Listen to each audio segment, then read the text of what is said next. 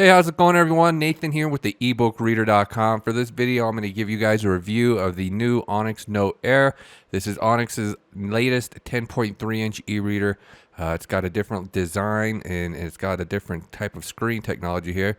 But you know, it's got the Android operating system. It runs Android 10. It's got this flush glass front here, and it has this new stylus that they came out with this model, and it's magnetic. It'll attach to the side. So you got kind of a handle here, and you can rotate the screen. It has an auto rotate sensor, so you can hold it with either hand. On the side here, you've got the speaker, you've got the power button, and the USB port. It's got USB-C. The only thing I don't like about that is you can kind of feel those when you have your hand on the side. So Remarkable has the same design with their device, but they have the port on the bottom and the power button on top, so it's just a little bit smoother. On the back, you got aluminum casing, so it does feel nice and like a premium quality device, but it is a little bit slick to hold, as the only downside. But the build quality definitely feels better than their other devices. The specs are a little bit different than their other 10.3-inch model, the Note 3. The Note 3 has a larger battery, considerably larger, and it's got a fingerprint sensor. I already did a comparison with these two, but the Note Air is a little bit cheaper, and it's got the, I like the design better. You got the handle to hold on to. It is comfortable to hold. It is a little bit slick, like I said. They made it really thin. I don't really care about the thinness. If anything, it makes it harder to hold. I don't know why they make such a big deal out of it being thin. They got this new stylus with this model. It's got a finer tip. It works well. At first I didn't like it because it squeaked a lot, but once you break it in, it works well. It does not have an eraser though. Onyx's other styluses have erasers, so you have to activate the erasing feature with software to do it that way. So here's a close-up look at the screen. So the Note Air has a Carta screen, which is a typical screen you'd find like on a Kindle, whereas their other model, the Note, has a Mobius screen, which is flexible. It has a plastic black back layer so that it won't crack as easily. So in theory, the Carta screen may crack better, but easier, but you never really know unless you take 10 of these and do a bunch of tests dropping them. So obviously I'm not going to try that. If you look at the screen here, the background color is a little bit lighter on the Note Air. It sort of has a yellower tone to it on the Note 2. It's probably because of the layer. I don't know really exactly. Ink screens are weird. They vary from one to the next depending on the lighting and all that. But yeah, so the contrast is really good on the Note Air. A little bit lighter background. Text clarity looks the same on both of these to my eyes. I don't know, there might be a minor difference. Let's take a quick look at the front light. The front light looks really good on the Note Air here on the left. I mean, it looks good on the Note 2 as well. One thing I do notice is there's a little bit brighter spots along the edges of the Note Air, and the Note 2 has a little bit brighter edge at the bottom, kind of where the LEDs are, the LEDs are located. It's pretty standard with most front lights, unless it's in Kindle Oasis. But yeah, so it's got the multicolor as well. You can adjust the cool color. You've got the orange color. You can combine the two colors if you want. So you do have the full range of front light color adjustment. So you can set it up however you would like. Again, it's a little slightly different color than it is on the Note 2, but you can never know with front lights. They vary so much from one to the next. All right, let's talk a little bit about the software now. Like I said, it runs Android 10.0, which really doesn't mean a lot because Onyx has their own, skin over the Android operating system. They have their own highly customized operating system here. So you got the different tabs along the left side. You got your library and store view. You got your app drawer, and you got some settings. So it's not your traditional Android settings, of course. You got your different options in here. So I like some of the stuff they added with this new software. They added some gestures. Since the Note Air doesn't have a back button, I thought it'd be a major hassle to navigate, but they added these gestures, so you can just slide up from the bottom to go back, or slide up from the bottom in the middle to go home.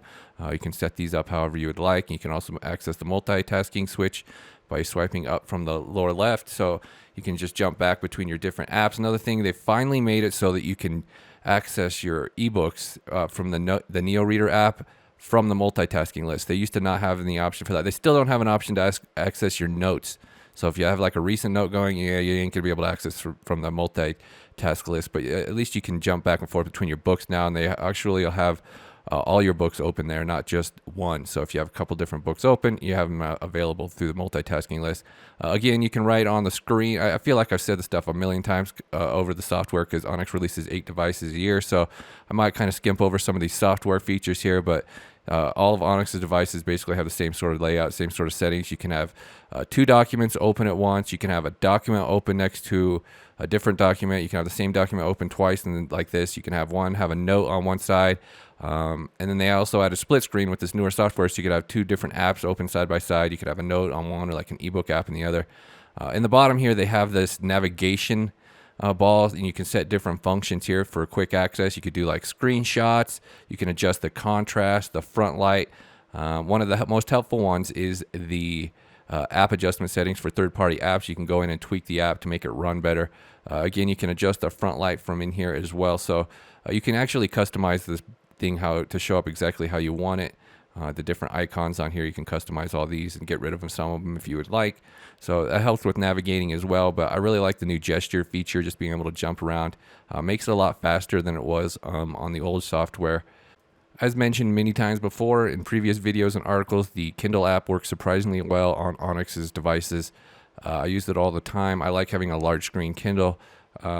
I mean, it's not going to be as smooth as a Kindle, but because it's designed for a tablet with an ink screen, but it works well enough to be usable. You can customize the settings with the app optimized settings. And so, like, you go in here and it's best to do it while you're actually opening the app, so that you can see how your changes take effect. You can go in here, change, the contrast. One thing to note though, like, it's just kind of like a balancing act. If you adjust the contrast to get the text darker, it'll also make the images darker. So you just kind of have to mess around with it to get it how it works for your specific, if you're reading comics or something, you're going to want to lighten up the contrast, because if we go back to the cover image here, as you can see with the contrast adjusted to 85 to get the text really dark, it does make the image really dark as well. So you just kind of got to play with the settings. It's a little bit different option than you're going to have with like a Kindle or something, but it's a lot more advanced. You can kind of control how this stuff works since the app was designed for tablets and not e-readers. So you got to kind of work with what you got. So they have this included app store. You can install, it comes with Google Play on here, and you can activate Google Play. I always think it's more hassle than it's worth, because it's always nagging about stuff, and you got to update apps. But I just use Onyx's inbuilt app store. So you can download like the Kindle app from here, all these different ebook apps from there. They got some study apps. Like, you really don't need Google Play unless you want to deal with it. You can get apps. You can sideload apps either way. So they do have a new updated browser, Neo browser, with the new software here. It's kind of weird because it doesn't refresh as well as the old browser. I guess some people like it better that way. But yeah, it's quite smooth as far as scrolling goes. Pinch zooming, surprisingly smooth for an ink device. So you do have a competent web browser on here. I actually thought the old web browser was pretty good too, but I haven't used this new one a whole lot. They got the full screen mode. You can adjust the font size, but I wasn't having any luck during this video to get the font size adjustment to work. It was just staying static. I don't know. It doesn't like Wikipedia or something. It didn't matter if I had the desktop view or mobile view. So yeah, a couple of quirks. Not quite sure with this new browser, but it definitely does work better than a Kindle browser or Kobo browser. That's for sure. Onyx definitely has the best browsing option for ink, even though it's still not great. But you got to take it with what you can get. They also have it so you can download web articles, and if you wanted to read them with the regular ebook app as well. Another thing I like about Onyx devices is they have this screensaver setting, so you can change the different screensavers to these different styles. The one I like the best is it'll stay with whatever you had the screen on, like before you turned it off. So if you had like a note or a book open, you can just see that as a screensaver when you turn it off. So here's the thing I was mentioning before with the nav ball. You can go in and change these different options here. So you can have all these different options for the nav ball you can set on here. You can also remove some of them if you don't want all these ones showing up. But I like having the nav ball. I set the transparency so you can't see it as well. Otherwise it stands out a lot at the bottom. So here's a quick look at the Note app. I've shown this 50 times on other review, so I'm going to kind of go fast here. They have this new stylus, and it's got a little bit more of a fine tip. It does work well. I like that it's thicker. Again, it doesn't have the eraser, so you have to select erase on the menu bar here, which really isn't that slow, but it's just a little bit of a different workflow. They've got different templates. They added layers with this update as well, so you can have different layers if you're doing drawings. Very helpful for that. You can load in your own templates. They have some additional templates with the cloud as well. So again, you switch to your writing tool, and then you can write on the screen, switch back for the eraser. The responsiveness of the writing is quite good. It's the same as Onyx's other devices. You can customize the line width. Again, the Remarkable is a little bit faster. If you have the Remarkable, the response time is just a little bit faster, but I don't have a problem with it all. On the Onyx, you can't really see from this angle very well, but I got some older videos if you wanted to check out the Note app a little bit closer. So they've got some new brush styles that they added with this update. So this one's the same as it was before, no pressure sensitivity. The other one has pressure sensitivity. Then they added a pencil, so you've got the pencil look now. So it doesn't have the shading type, the tilt feature like Remarkable does. So if you tilt, it doesn't like do the tilt thing, but it still looks, surprisingly pencil-like. It does have that very pencil scratchy look to it, but and you've also got the marker pen. So all this stuff is, this is all how their app's been for a while. For the most part, they did add a couple of new features with the layers and the pencil. But for the most part, you've had all this stuff here. You can insert, different shapes. So if you want to draw a straight line, you can draw a straight line. You got undo, redo. You can actually search your notes for written words. You can also turn the touchscreen on and off. You turn the touchscreen on, you can turn pages this way with your finger touch, that is. They've got this tool that will convert your handwritten text to typed text. I'll show that in a second. I also really like how you can use just the stylus to type. Like if you write with a stylus in this box here, it'll enter the text. So I always like that feature on Onyx. They've had that on here for a while. It works surprisingly well, actually. Again, if we got the different options for your tools here, but if we go ahead, sometimes I forget, you put it on shape and it stays on shape until you go back to pencil. Same with the eraser. I start to write and it's on eraser and you have to go switch it back to writing. So here's the text conversion feature. It does take a second sometimes. It's actually surprisingly accurate if your text or if your handwriting isn't horrible. So if you go to the AI here, you can have this converted to type text. So that's their text conversion feature. Actually, you can do that on the ebook app as well. And if you just double tap the writing, it'll convert it. It's kind of interesting. So you got some different accounts here. You can have your notes synced with. You can also use Onyx's account if you want to sync with Onyx. But you can use some third-party services like Dropbox. I do like the rotation sensor, works pretty well, actually. I usually hate rotation sensors, but it's not too finicky. It seems to rotate pretty well. So you can switch hands if you want to. You can switch to landscape mode. The Kindle app here, you can support 2-column mode, which is kind of nice with the larger screen.